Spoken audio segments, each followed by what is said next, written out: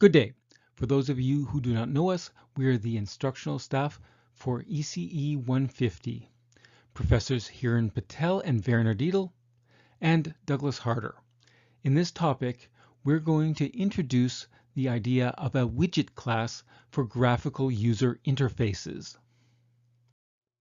So in this topic, we will review frames and dialogue. We will then consider how to display content in these windows. We will describe the idea of both widgets and panels, objects that are on the surface significantly different. However, we will observe that if we make these objects both deriving from the same base widget class, that it makes our implementation of these graphical user interfaces much easier. This will be a very useful application of the concept of polymorphism. Please remember, we don't expect you to know how to implement a graphical user interface by the end of these topics. This is the result of years of experience and a team of software engineers and developers working together. Instead, we are simply presenting a scenario in the real world where inheritance is actually very useful and where it is applied, even if it's not exactly applied how we will indicate it. So consequently, try to understand what we are suggesting and why we are suggesting it. Now, returning to our graphical user interface, we have seen how we can use inheritance to simplify the design of our frame and dialog windows. A base window class contained information that was common to the two classes we discussed. One great feature of this is that any change to the base class is immediately shared by both derived classes. This ensures that features are uniformly introduced to both of the derived classes. However, one thing we have not yet discussed is how is the content stored in a window. Now, in a panel, the programmer can include various widgets that appear to the user. How is the programmer going to lay these out? Does the programmer simply specify via X and Y coordinates in the number of pixels where each specific widget appears on the screen? As you could imagine, this would be an absolute nightmare for novice programmers, and it would even be frustrating for experienced programmers. Additionally, it's going to lead to wildly varying and very inconsistent interfaces, something that is not beneficial to the user. Here is the approach we will use. A panel will contain an ordered list of widgets. The widgets will be displayed in order within the window, with the window deciding on how to actually lay these out. The panel has an orientation, so the widgets within a panel will either be oriented horizontally or vertically. The user can also set the alignment within a particular panel. So for example, the alignment of the widgets can be middle or center as shown here, top or left as shown here, and bottom or right as shown here. So this would be set with a single flag. Now, with just a single panel containing a horizontal or vertical row of widgets, that's not really that useful for a graphical user interface. So one additional widget that a panel can contain is another panel. This already sounds like inheritance. So for example, in this image here, we see that at the top level, we have 5 widgets that are arranged horizontally with top alignment. However, the second widget is itself a panel that contains 3 widgets that are center aligned within that widget or within that panel. Here we see a panel at the top level that contains 3 widgets, the second of which is a widget that is also vertically aligned. However, rather than being centered, it is right aligned within that widget panel. Thus, before we continue, both the window frame and window dialog contain a single panel, which is the content of that window. A panel contains an ordered list of widgets. The panel has an orientation, either horizontal or vertical, and within a panel, all the widgets may be aligned either top, middle, bottom, or left, center, and right. Panels can contain panels as well as other visible widgets. All right, so the widget class would be described as follows. It would be a very simple class, and it has one member function display. Note that it is equated to 0, indicating that there is no definition for this particular member function. This is an abstract class, therefore, and cannot be instantiated. Any class that is derived from this class must override the display member function if that derived class is to be instantiated and consequently displayed on the screen. We can start by deriving the panel class from the widget class. So we will override the display member function. We will also include an append widget function that allows us to include a widget in this panel. Of course, that widget will be passed by address. We will have some sort of member function that will set the orientation, be it horizontal or vertical, and another member function that will set the alignment, be it left, center, right, or top, middle, bottom. The member variables will be an array of pointers to widgets, and we will allow for a maximum of 128 widgets per panel. That's more than enough for a graphical user interface.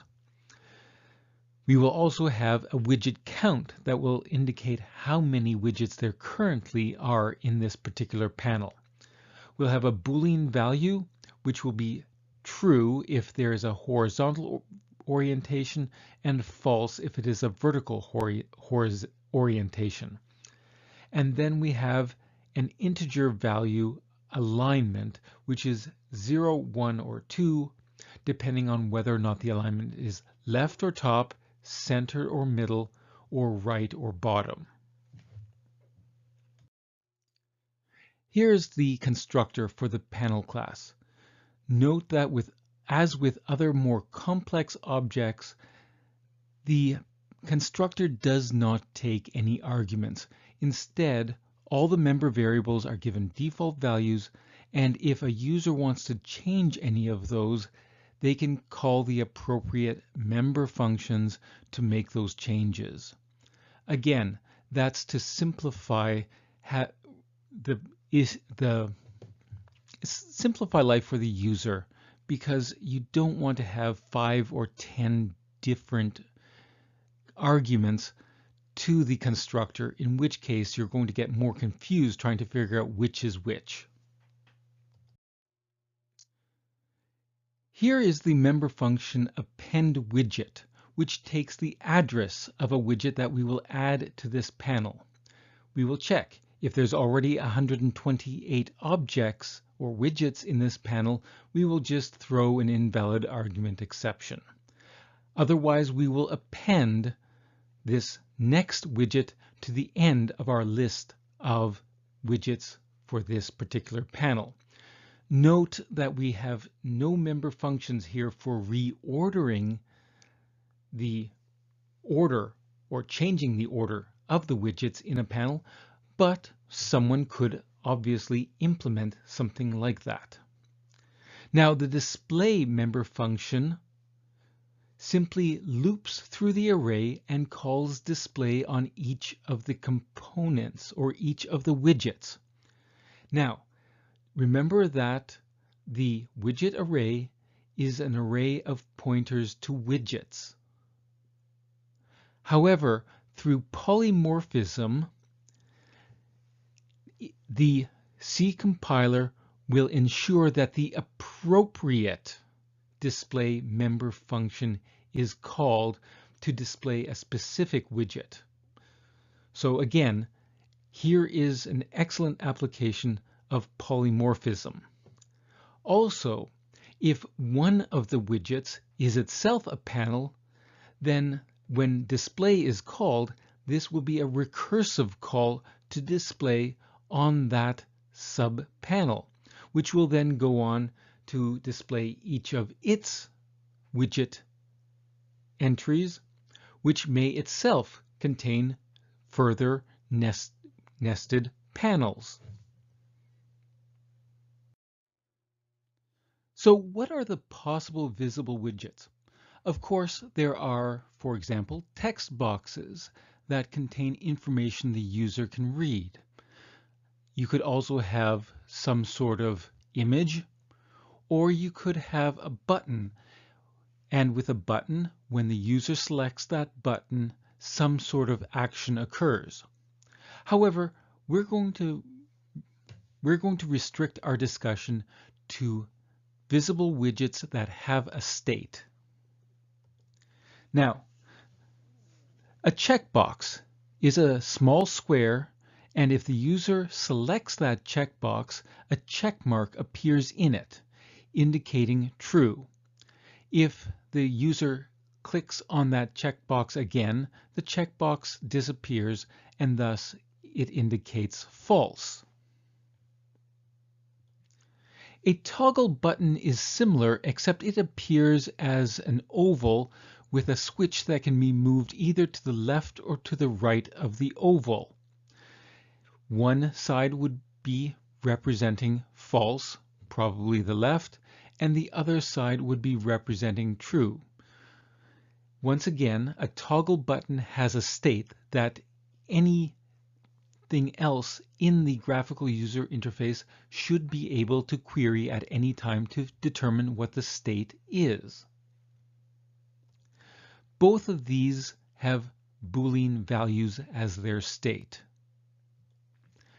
Now, a slider is a bar that has a little widget that the user can grab and slide left and right along the bar.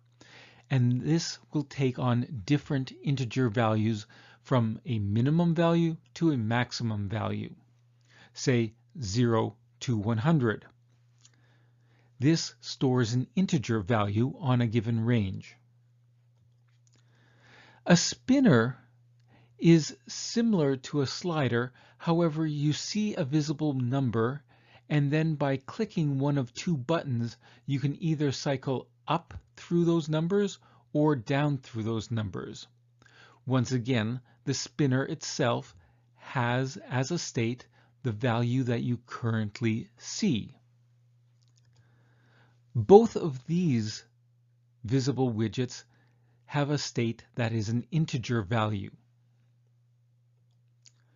A drop-down menu allows the user to choose one from many entries in a list. Each of those entries is a string. A combo box is very similar. It is a drop-down box, but in addition to choosing an entry from the drop-down box, the user has the option of entering in their own value. So consequently, it's a drop-down box plus the opportunity for the user to enter text. A combo box also has a state, which is the current string that is selected. So once again, both of these have string values or states.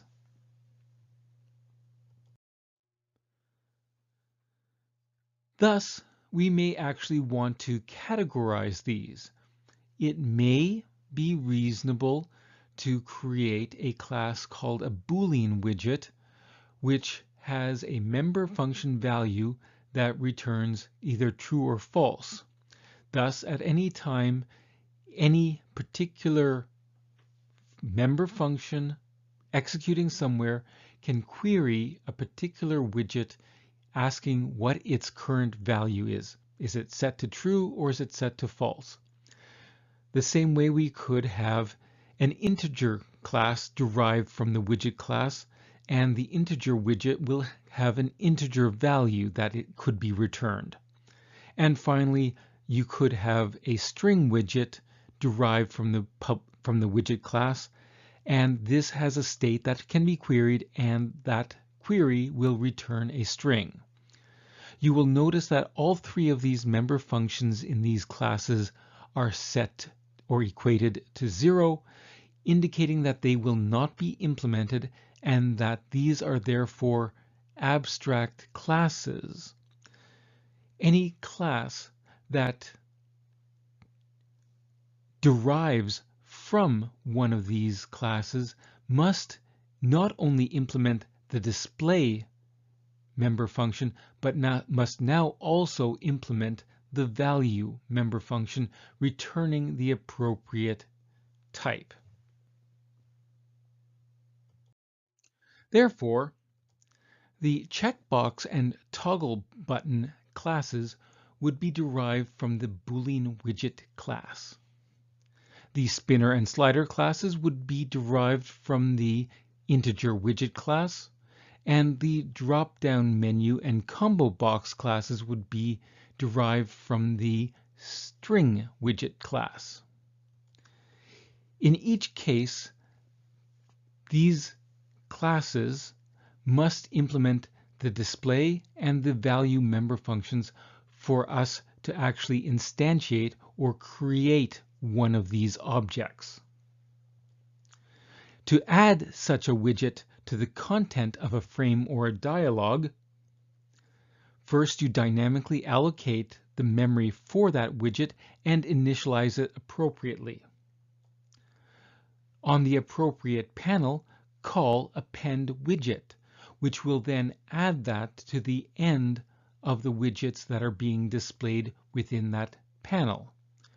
And of course, the argument to append widget is the address of the widget we want to add.